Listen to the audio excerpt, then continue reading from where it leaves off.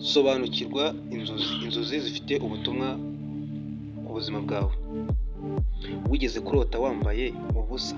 Ndakeka iyo uryamye ubona inzozi usa nkaho wambaye ubusa mu ruhame, cyangwa urumwa n'inzoka ikuruma ku kuguru se cyangwa se ku kuboko.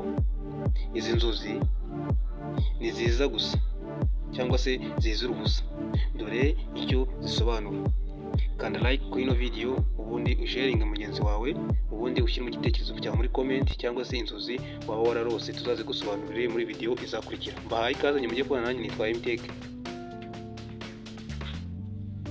Iyo urose wambaye ubusa bishobora gusobanura ko ufite ubwoba bwo kugaragara uko uri, wumva wambaye cyangwa se ufite ipfunwe cyangwa utizeye ibyo urimo. Ariko iyo utinya kubona wambaye ubusa bwawe mu nzozi, ni ikimenyetso cy'uko ushobora kuba wugarijwe n'ikibazo kireba icyubahiro cyawe. Inzozi za kabiri ni ukubona uri kurota cyangwa se uri kubona ibintu mu nzozi urumwa n'inzoka ikuruma ku kuguru se cyangwa se ahandi hantu, kuba gusa ari ukurumwa n'inzoka. Kandi izi nzozi ziba zifite icyo zivuze.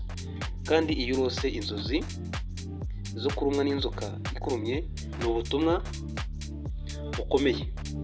Bishobora kuba ari umuntu ugutegereje cyangwa se uri kugutega, cyangwa ufite ikibazo gikomeye gishobora kukugirira ingaruka. Ni igihe cyo kuba maso, ugasenga, ugasuzuma aho abo mukorana bose, no kwirinda impamvu zigutera intege nke. Kandi inzoka isobanura uburiganya. Ntuzirengagize izi nzozi, hari ubwo ziba ubutumwa bwo kuburira umutima wawe.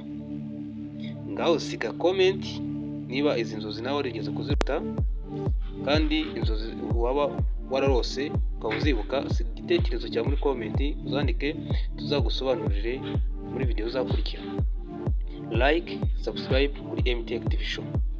Mugire ibihe byiza.